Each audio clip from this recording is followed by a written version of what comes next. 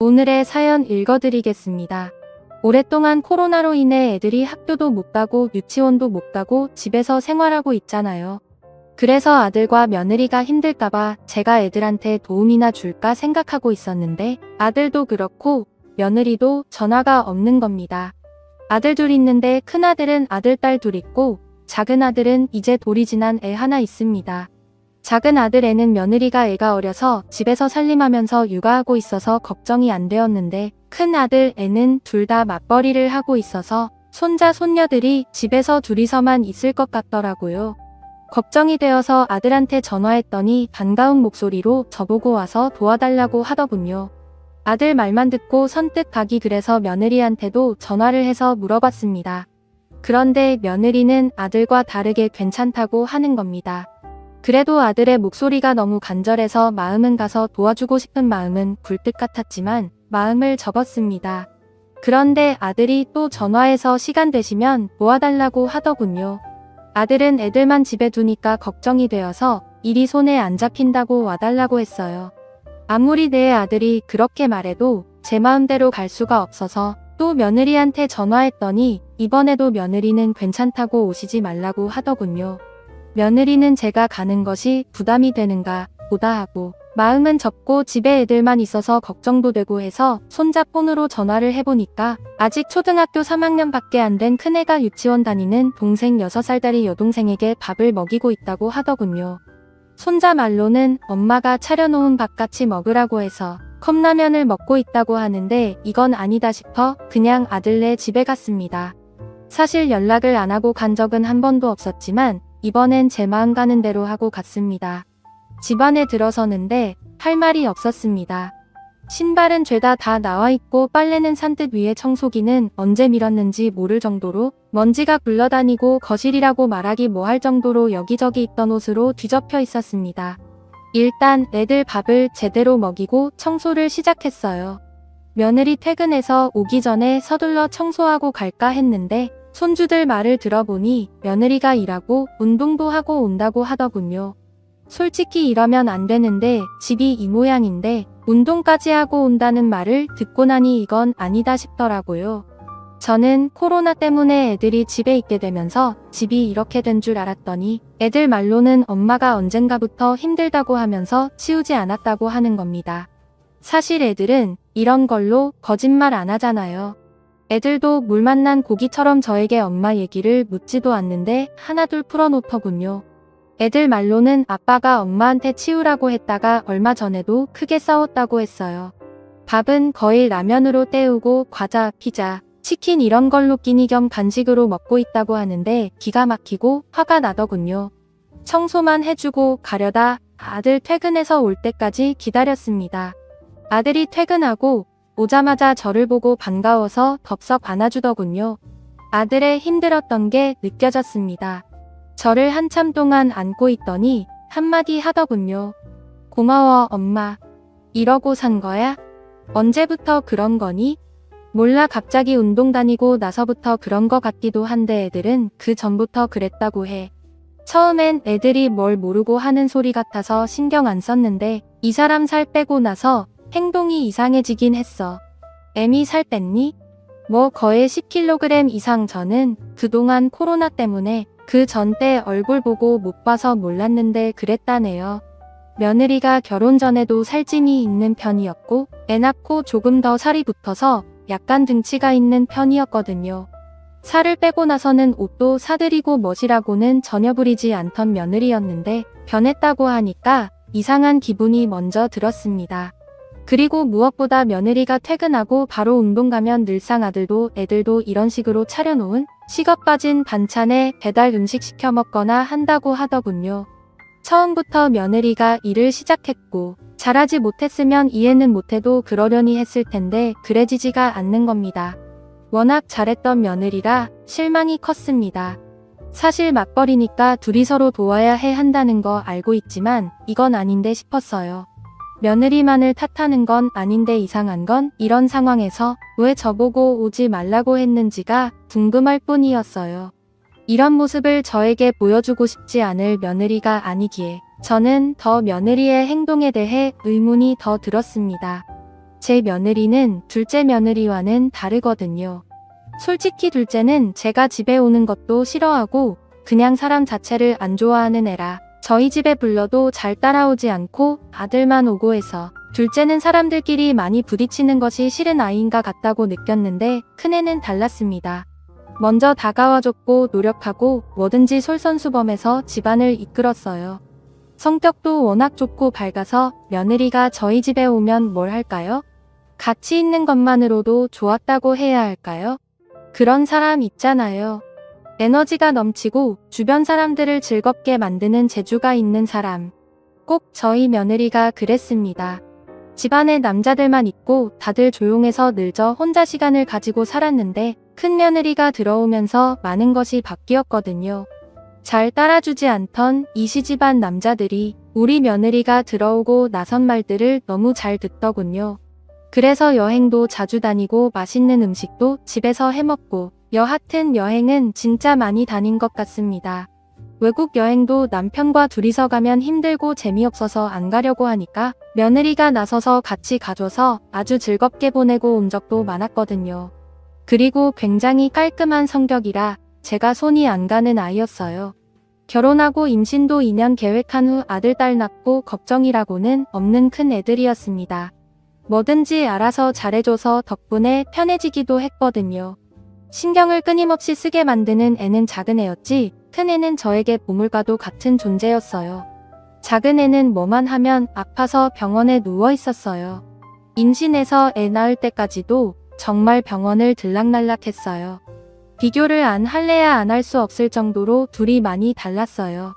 큰 애는 장녀로 자라서 그런지 책임감도 있고 의존하는 것이 없는데 작은 애는 막내로 자라서 그런지 어리광도 심하고 뭐만 시키면 못한다고가 입에 붙어있고 손이 여러 번 가는 애라서 힘이 들거든요. 이래서 비교를 안 할래야 안 할 수가 없더라고요. 작년까지만 해도 그렇게 살았던 며느리가 이런 생활을 하고 있다는 게 믿어지지 않는 겁니다. 일을 하면서도 깔끔한 성격이라 잠을 쪼개서라도 청소를 하는 애이고 애들 챙기는 것도 정말 부지런해서 아침도 꼭 먹이더군요. 제 아들은 어려서부터 제가 시켜서 알아서 챙겨 먹는 것이 습관이 되어서 혼자서도 잘하는데 애들 챙기는 것은 잘 못해서 늘 도와가며 살라고 말하면 며느리는 늘 제 앞에서 아들 자랑을 하면서 잘해준다고 걱정하지 말라고 했던 애미였습니다. 이랬던 애였는데 집안의 모습만 봐도 분명 며느리에게 무언가 큰일이 일어나고 있음을 알겠더군요. 일단 아들에게 어느 정도 상황을 듣고 저는 아들 집에서 나왔습니다. 주차장에서 시동을 걸어놓고 한참을 멍하니 생각에 잠겨 앉아 있는데 멀리서 며느리로 보이는 애가 차에서 내리더군요. 그런데 정말 몰라보게 살을 빼서 긴가민가 했네요. 얼굴은 알아보겠는데 뒷모습을 보면 누군지 정말 모를 정도였어요. 며느리는 차에서 내려 차가 가는 것을 한참 동안 바라보고 서 있더니 전화를 하더군요. 그런데 정말 지금까지 못 봤던 모습의 표정이었습니다. 누가 보면 연애라도 하는 사람처럼 밝아 보였습니다. 저는 내심 우울증 이런 거 아니면 갱년기 그것도 아니면 요즘 코로나로 집에 애들만 있으니까 힘들어서 건강 생각해서 운동도 다니고 하나 여러 방면으로 좋은 쪽으로 생각을 해보고 있었는데 제 걱정과 달리 표정이 너무 밝아서 괜히 살짝 화가 올라왔어요. 이런 게 시어머니인가 싶었지만 팔은 정말 안을 어긋피더군요. 아들하고 손자, 손녀가 힘들어하고 있는 모습이 떠올라서 그랬기도 했어요. 저는 차에서 내려 며느리에게 달려가 얘기 좀 하고 싶어서 내리려고 하는데 며느리가 다시 뒤돌아서 길가로 나가더군요. 그러더니 어떤 차에 올라타더군요. 서둘러 시동을 걸어 뒤쫓아갔습니다. 차는 달리고 달리더니 외곽으로 빠지는 겁니다. 설마 했는데 차가 모텔로 들어가더군요. 핸들을 잡고 있는 제 손이 벌벌 떨렸습니다. 뒤따라 들어가 현장을 잡아야 하나, 경찰에 신고를 해야 하나 많은 생각을 하다 이런 식으로는 안 될 것 같다 일단 기다리고 있었습니다. 1시간이 채 되지 않아 들어가기 전에 모습과 전혀 다르게 씻고 나왔는지 젖은 머리와 옷도 운동복으로 갈아입었더군요. 제가 뭘 보고 있나 싶었습니다. 제 차 블랙박스에 그대로 다 찍히고 있다는 걸 모르고 있는 며느리는 그놈과 갑자기 바짝 들러붙어서는 입맞춤을 하더군요. 저는 이대로는 참을 수가 없어서 차에서 내릴까 하다 혼자서는 안 될 것 같아 다음 기회를 노리기로 하고 계획을 바꿨습니다. 서둘러 아들에게 전화를 해서 며느리에 대해 물어보니 오늘 회식이 있어서 운동 갔다가 가니까 많이 늦는다고 전화가 왔다고 하더군요. 그래서 저는 일단 아들에게 말하지 않고 며느리에게 전화를 했습니다. 늦은 시간 제 전화니까 받을 거라 생각했는데 확인만 하고 전화를 가방에 넣더군요. 또 한 번 전화를 했지만 받지 않았어요. 둘은 그곳을 빠져나가더니 며느리를 집 앞에 내려주고 가더군요. 남자애는 며느리보다 훨씬 어려 보였어요. 기가 막힌 현장을 보고도 느껴지지 않기도 하지만 배신감과 신뢰가 깨져서 그런지 온몸이 바들바들 떨리기 시작하더군요. 저는 이대로 집에 갈 수가 없었습니다. 저는 주차장에서 한참 생각 끝에 남편한테 나중에 말해줄 테니 혹시라도 애들이 전화하면 싸웠다고 말해달라고 말하고 곧바로 다시 아들 집으로 올라갔습니다. 최대한 아무렇지 않게 그리고 남편과 싸운 척을 하고 아들 집에 갔습니다. 간다는 말도 없이 갑자기 가서 그런지 며느리 얼굴이 표가 날 정도로 표정이 좋지 않았어요. 그런 표정도 지금까지 살면서 처음 봤습니다. 그런데 다행인지 제가 가서 청소 다 해준 거 아들이 애들한테 입단속을 시켰는지 며느리가 알지 못하고 있는 것 같았어요. 그래서 저는 일단 다 무시하고 아버지랑 싸우고 사정상 아들 집에 몇 집 있어야 한다고 하고 있었습니다. 그랬더니 며느리가 그래서 전화하셨냐고 묻더군요. 그러면서 뻔뻔하게도 회식하느라 시끄러워서 전화를 못 받았다고 하는 겁니다. 이런 걸레만도 못한 것을 어떻게 잡아야 하나 싶었습니다. 일단 지켜보기로 하고 있었어요. 며느리는 그동안 바뀐 생활 패턴을 저에게 들키지 않으려고 무진장 애를 쓰고 있는 게 보였습니다. 남편한테 다시 전화해서 아들 내 사정이 있어서 애들 봐주고 간다고 했는데 며느리가 도저히 못 견디겠는지 시아버지한테 전화해서 저를 데려가 달라고 했다는 겁니다. 저는 못 이기는 척하고 집으로 오고 나서도 내일 아들 집으로 며느리 출근 시간에 맞추어서 저도 출근 아닌 출근을 했습니다. 그런데 기가 막힌 걸 봤네요. 이른 아침이고 동네인데 며느리 이곳이 그 젊은 놈 차를 타고 출근을 하더군요. 순간 아들에게 전화할까 하다 일단 따라가 봤더니 며느리가 회사 근처도 안 가서 내리더군요. 그러더니 택시를 타고 가서 따라갔습니다. 회사에 들어가는 것을 보고 차를 돌리는데 그 젊은 놈이 며느리 회사로 들어가는 겁니다. 그때 정리가 되더군요. 비밀 사내 연애를 하고 있구나 싶더군요. 저는 며느리 회사 근처의 식당에서 이른 점심밥을 먹고 차에서 며느리가 퇴근하기를 기다리고 있었습니다. 점심때가 되자 며느리가 나오더니 갑자기 택시를 타고 어딘가로 가더군요. 뒤따라 가보니 곧바로 그놈이 차를 끌고 왔더군요. 그러더니 어딘가로 향하더군요. 뒤따라갔더니 세상이 대낮에 그곳을 가더군요. 몹쓸 인간들이 밥은 안 처먹고 그곳을 가는 걸 보고 바람은 밤에만 피는 것이 아니구나 싶었습니다. 그때와는 다르게 짧은 점심시간이라 그런지 오래 있지 않고 나오더군요. 저는 이 모든 걸 다 찍어두었습니다. 뒤따라 회사로 갈까 하다 더 이상 증거가 필요하겠나 싶어 바로 차를 돌려 아들 집으로 가서 아들 퇴근 시간을 기다리고 있었습니다. 그리고 손주들한테 제가 가고 난 후 며느리가 또 늦게 들어온다는 소리를 들었습니다. 혼자서 많은 고민을 하다 아들이 밥 먹고 난 후 애들 재우고 그런 다음 이 모든 것을 다 보여주었습니다. 아들은 고함을 지르고 화에 못 이겨 난리를 치려 하더군요. 흥분한 아들을 잡고 얘기를 했습니다. 신중하게 행동하라 당부하고 앞으로 어떻게 할지 정리를 하라고 했습니다. 저는 아들에게 욱하지 말고 지혜롭게 해결하라고 신신당부를 하고 집으로 왔습니다. 아들도 생각을 했는지 이대로 쉽게 끝나는 걸로 안 되겠는지 더한 증거와 창피를 주고 싶다고 하더군요. 그래서 며느리가 다시 움직일 때까지 기다렸습니다. 저희의 바람대로 며느리는 며칠 후 아들한테 낮에 전화해서 친구들과 친구 아버지 상당한 곳을 다녀와야 하는데 지방이라 외박을 해야 한다고 했다고 하더군요. 저는 아들에게 전화를 받고 서둘러 며느리 퇴근 시간 되기 전 먼저 가 있었습니다. 퇴근 시간이 되자 며느리는 어김없이 택시를 타고 먼저 가고 한참 후 그놈이 왔어요. 저는 아들과 남편 그리고 사돈에게 전화를 해서 목적지를 알려주고 와달라고 했어요. 아들은 모든 것을 알고 있지만 제 남편과 사돈들은 이유도 모르고 출발을 했습니다. 며느리 때문에 가끔 사돈끼리도 놀러 가기도 했고 바람쇠로도 같이 다니는 사이라 그런지 묻지도 않고 출발했다고 문자가 오더군요. 사돈에게는 며느리에게 비밀이니 얘기하지 말아달라고 부탁을 해서 좋은 일인 줄만 알고 있었습니다. 한참을 달리더니 며느리를 태운 차는 또 그곳이었습니다. 저는 떨리는 몸을 진정하면서 아들과 사돈을 일단 기다리고 있었네요. 아들은 얼굴이 벌겋게 달아올라 있었고 안사돈은 좋은데 온 줄 알고 신이 나 있더군요. 그런데 바깥 사돈이 제 아들을 보고 뭔가 심상치 않은 일이 있음을 그때 눈치챘습니다. 남편도 그제서야 뭔가 이상하다는 걸 눈치채더군요. 모텔 안으로 들어가 방금 전 들어간 며느리 방을 물어봤지만 알려주지 않았고 저는 경찰서에 전화해서 현장을 잡겠다고 하니 모텔 주인은 시끄러운 거 싫다면서 방번호를 알려주더군요. 정말 더럽고 치욕스러운 일을 다 겪는 것 같았습니다. 이 기분 그대로 며느리에게 돌려줄 생각이었습니다.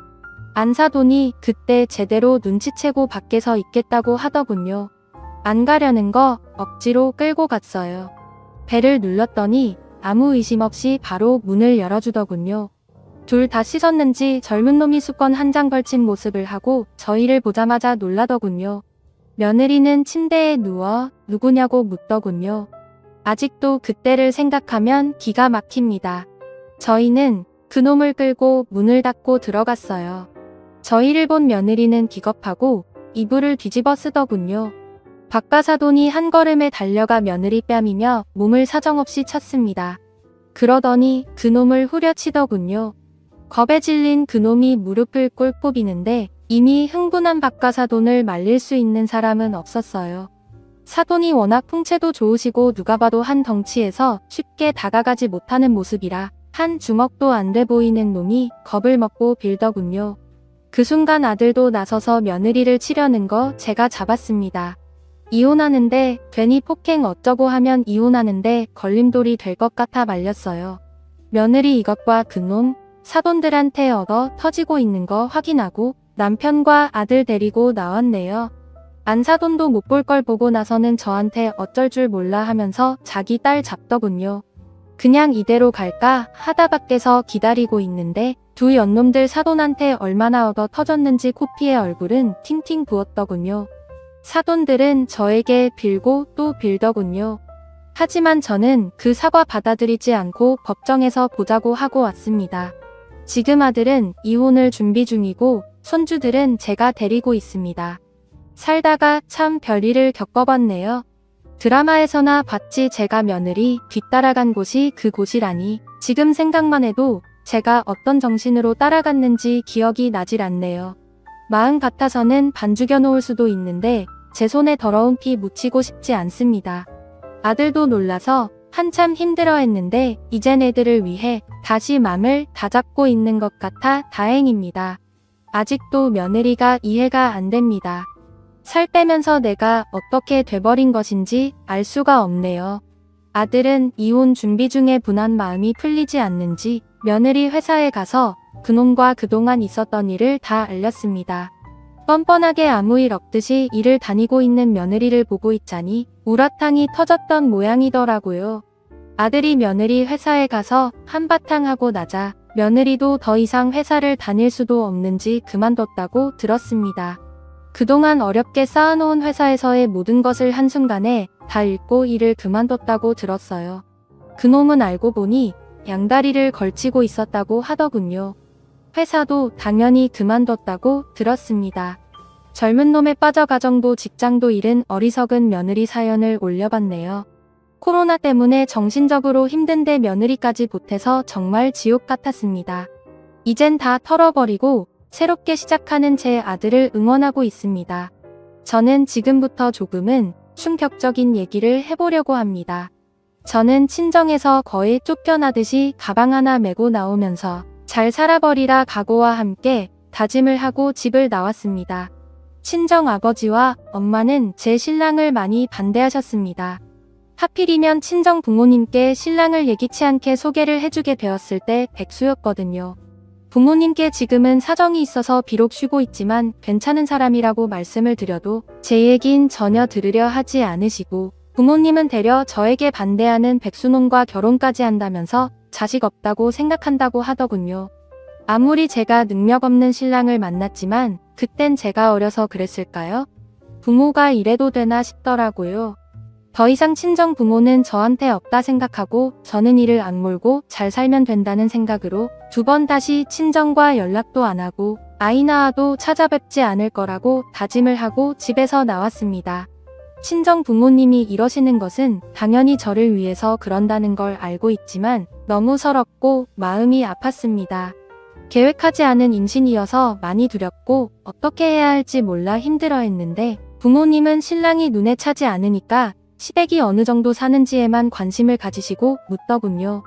시댁이 그리 잘 사는 집이 아니라는 걸 듣고는 한심하다는 듯이 쳐다보시더니 나가서 알아서 살아보라고 하시더군요.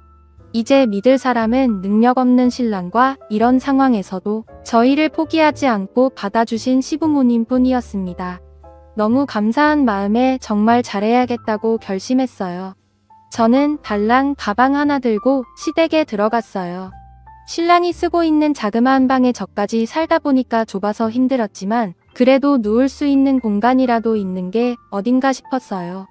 만약 시부모님께서 받아주지 않았다면 백수인 신랑과 저랑 안 봐도 뻔한 생활을 하고 있을 거라는 생각이 들었습니다. 저는 그때 시부모님께 잘해야겠다고 결심했어요. 그리고 좁은 방이라도 저는 괜찮았는데 시부모님께서 창고방을 개조를 해주시기도 했어요. 나중에 아이를 낳아도 문제가 될 것 같다면서 큰 방을 준비해 주셔서 감사하게 살고 있었어요. 그런데 어느 날부터 자꾸 이상한 생각이 들고 잘 때 누군가가 자꾸 저를 쳐다보고 있는 것 같은 느낌을 받은 적이 있었는데 저는 그냥 꿈을 꾼 줄만 알았어요. 그런데 시간이 가면 갈수록 뭔가 느낌이 정말 안 좋고 자꾸 기억이 너무 생생하게 느껴져서 혼자서 끙끙 앓고 있다가 큰 결심을 했어요. 신랑한테는 괜히 말했다가 자기 부모 이상한 사람 만난다고 오해라도 하거나 기분 나빠할까봐 비밀로 하고 CCTV를 설치해봤어요. 그리고 난 후 느낌이 안 좋은 그날 저는 비디오를 돌려봤습니다. 저는 그 화면을 보다가 정말 큰 충격을 받고 고함을 지르고 말았습니다. 세상에, 저희가 잠들고 한참 후 깊게 잠이 들었다 싶은 시간대에 문이 사르르 열리더니 아버님이 들어오셔서는 제 옆에 누우시는 겁니다. 그러더니 아버님이 해서는 안 되는 행동을 하기 시작하더군요. 한참을 그렇게 하고 있다가 제가 움직이니까 갑자기 일어나서 모서리 한 켠에 쪼그리고 앉는 겁니다. 어두운 곳에서 보면 형체를 알 수 없으니까 가만히 있다가 제가 다시 잠을 자는가 싶으면 다시 제 옆으로 와서 눕더라고요. 저는 아버님이 신랑인 줄 알고 아버님을 안았네요. 아버님은 자연스럽게 저를 안아주면서 저의 입에 입술을 가져다 댔어요. 그걸 보는데 정말 소름이 끼쳤어요. 더 놀라운 건 이상한 시도를 하려다 제가 깨니까 그때서야 얼른 방에서 나가는 거예요. 제가 비몽사몽의 기억에 있는 것이 바로 그런 거였어요. 저를 만지고 누군가가 들어왔다가 나가는 것 같은 정말 꺼림칙했던 것들을 잡은 겁니다. 하지만 이것을 신랑과 어머님께는 바로 보여드리지 못했어요. 그때만 해도 제가 너무 어리석었고 무섭기도 하고 이 사실을 알리면 이 모든 것이 끝난다는 생각에 차마 입을 열지 못했어요. 대신에 저는 잠자기 전 문을 걸어 잠그고 그때부터 뜬 눈으로 날을 샜어요. 부족한 잠은 아침이나 정신대 신랑이 깨어있을 때나 어머님이 계실 때 혹시 몰라서 일부러 옆에서 잤습니다. 솔직히 낮에도 무서웠어요. 행여나 낮에 아버님이 오실까봐 어머님께 확인하고 또 확인했어요. 저를 이상하게 생각하셨을 정도로 행동했는데도 그때는 어머님도 신랑도 크게 개의치 않는 것 같았어요. 저는 그때부터 불면증으로 시달리고 있었습니다. 그런데 또 어김없이 아버님이 방 밖에 오셨는지 문고리를 돌리는 소리가 나더군요. 저는 그 이후로 문도 잠그고 소등을 켜두는 습관을 들였어요. 숨죽여 문 쪽을 뚫어져라 보고 있는데 순간 방이 잠겼다는 것을 아시고는 그냥 돌아가는 눈치였어요. 그런데 잠시 후 또 문을 열쇠로 열려는 소리가 나는 거예요. 그땐 도저히 안 될 것 같아서 한번 자면 업어가도 모를 정도로 자는 신랑을 깨웠습니다. 신랑은 정말 집에 불이 나서 본인이 타 죽을 지경까지 와도 못 일어날 사람입니다. 그런데 신기하게도 그날 갑자기 무슨 꿈을 꾸었는지 갑자기 자다가 소리를 꽥깍하고 지르더군요. 밖에 있던 아버님이 안에서 나는 소리를 듣고 놀랐는지 막 도망가는 듯한 발걸음이 들렸습니다. 그때서야 놀란 가슴을 쓸어내렸습니다. 다음날 원래 일을 일찍 나가시는 아버님은 그날 일을 가지 않고 집에 그냥 계시는 겁니다. 순간 아버님의 얼굴을 보는데 너무 더럽고 역겨웠어요. 눈도 마주치기 싫고 죽여버리고 싶었습니다. 예전 같으면 저녁 시간에 잠깐 보는 아버님이라 애교도 떨고 그랬는데 그 사실을 알고 나서는 애교 같은 그딴 거 당연히 할 마음 없지만 말도 하기 싫은 거예요.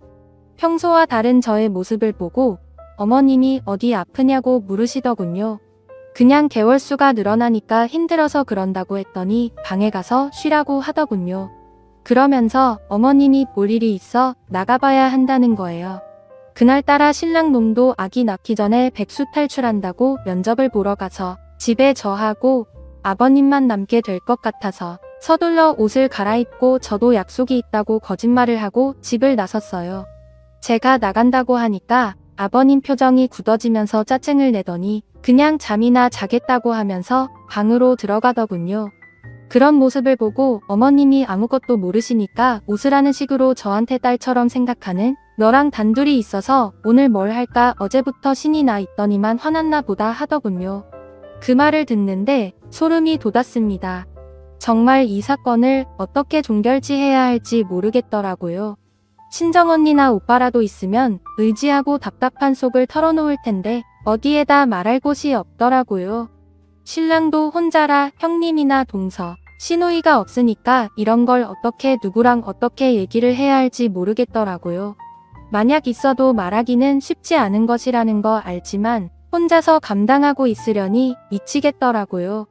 저는 약속도 없었고 갈 곳도 없어서 그냥 커피숍에 앉아서 멍 때리고 있다가 혼자서 밥도 먹고 또 커피숍에 가서 저녁 시간이 되기만을 기다렸어요. 어머님께서 마침 전화 오셔서는 근처에 있으면 같이 집에 가자고 하셔서 반가운 마음에 어머님한테 갔어요. 저는 한 걸음에 달려가 어머님한테 안겼는데 눈물이 자꾸 나서 막 울었습니다. 어머님은 영문을 전혀 모르시니까 놀라시면서 물어보지 않고 저를 안아주시더니 토닥거리시면서 시집살이 힘드냐고 묻는 겁니다. 당신이 엄마는 대줄 수 없지만 좋은 시어머니는 대줄 수 있다면서 의지하라고 하더군요. 저는 이런 시어머니를 놓치고 싶지도 않고 아이도 포기하고 싶지도 않고 이러다 말겠지 하고 비밀을 조금 더 지켰어요. 그날 저는 어머님의 손을 꼭 잡고 집으로 갔어요. 그리고 그날 이후 당에 자물쇠통까지 달았어요. 자물쇠통에 의지가 돼서 그런지 그때서야 잠을 조금이나마 잘 수 있었습니다. 배가 자꾸 불러오는데도 그 일로 예민해져서 그런지 임신을 했음에도 불구하고 몸은 바짝 말라가더군요. 그런 모습을 보고 어머님이 좋은 약 먹여야겠다고 걱정을 하셨고 신랑 놈은 밤에도 잠자고 낮에도 자는데 왜 살이 자꾸 빠지는지 모르겠다며 무심한 소리를 하고 있더군요. 마음 같아서는 아버님이 저한테 한 성추행을 말하고 싶었지만 곧 태어날 아이도 있고 너무나도 사랑이 많으신 저희 어머님 때문에 그땐 저만 말하지 않고 시아버지를 피하면 된다고 생각했어요. 그런데 하루는 씻으려고 욕실에 들어갔는데 구석 한쪽에 뭔가 이상한 것이 보이는 겁니다. 급한 마음에 얼른 의자를 놓고 그것을 꺼내봤어요. 집에 어머님과 신랑도 같이 있었지만 기분 나쁜 생각에 서둘러 제가 그걸 꺼내봤어요. 그런데 그걸 꺼내는 순간 저는 너무 놀라서 그만 의자에서 떨어지면서 배를 다치고 말았습니다. 화장실 안에서 난 큰 소리에 어머님과 신랑이 놀라서 달려왔어요. 쓰러진 저를 보고 놀라서 구급차를 불렀습니다. 제가 하혈을 하고 말았거든요. 아픈 배를 움켜쥐고 있으면서 고통스러운 상황에서 저는 신랑한테 카메라를 내밀면서 너야? 욕실에 카메라 달아놓은 게?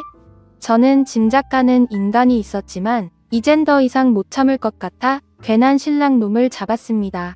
어머님은 그걸 보고 신랑 등짝을 때리면서 너 이 새끼 다 같이 쓰는 욕실에 왜 카메라를 달고 난리야? 제정신이야? 너 변태야? 볼 게 뭐 있다고?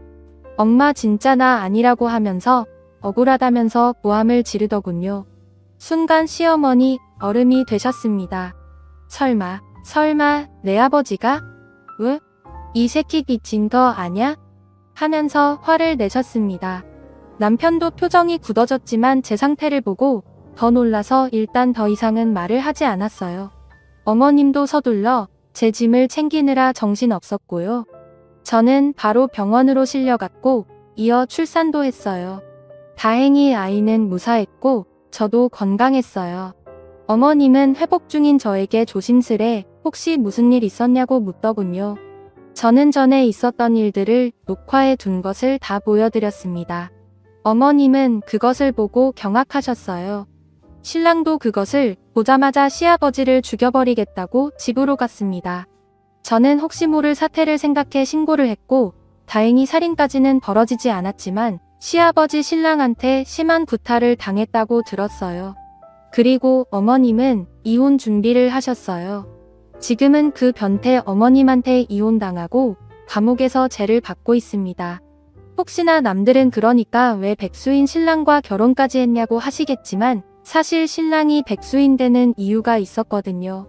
신랑은 백수가 되기 전 직장에 성실하게 잘 다니고 있었는데 친구의 꼬임으로 그동안 모아두었던 결혼자금과 부모님 돈까지의 친구한테 사기당하고 충격받아서 쉬고 있었거든요. 일을 하면 할수록 그 돈이 생각나서 도저히 일을 할 수가 없다고 했어요. 너무 심각한 상태여서 병원 치료까지 받았습니다. 병원에서는 화병 같은 거라고 하더군요. 이 고난을 이겨내는 것은 어떻게 보면 자신과의 싸움이 필요했는데 이 사람 자꾸 의지도 약해지고 살고 싶지 않다고 했어요. 저는 남친과 2년 사귀고 결혼까지 약속했던 사이라 이런 일로 쉽게 헤어질 수가 없었습니다. 그래서 위로하고 싸우면서 보낸 게 1년이 되었을 때 저도 서서히 지치면서 이별을 구했는데 그때 아이가 저희에게 온 겁니다. 그런데 이런 일이 벌어질 줄은 정말 생각도 못했습니다. 신랑과 사귈 때도 시아버지의 지나친 관심과 스킨십이 있어서 부담되긴 했는데 알고 보니 그런 것이 다 완전 또라이 변태여서 했던 행동이었어요. 그런 변태한테 성희롱 당한 거 생각하면 아직도 소름 돋습니다. 신랑은 자기 아버지를 죽여버릴 걸 그걸 못했다고 말을 하면서 저를 위로해주지만 전혀 위로 안 되더군요. 어머님도 신랑도 아무리 저에게 잘해줘도 제 상태가 자꾸 나빠져서 저는 지금 신랑과 헤어져야 하는지 고민 중입니다. 여러분들의 생각들은 어떠한지 의견 좀 보내주세요. 사연은 여기까지였고요. 구독과 좋아요, 알림 설정 부탁드리겠습니다.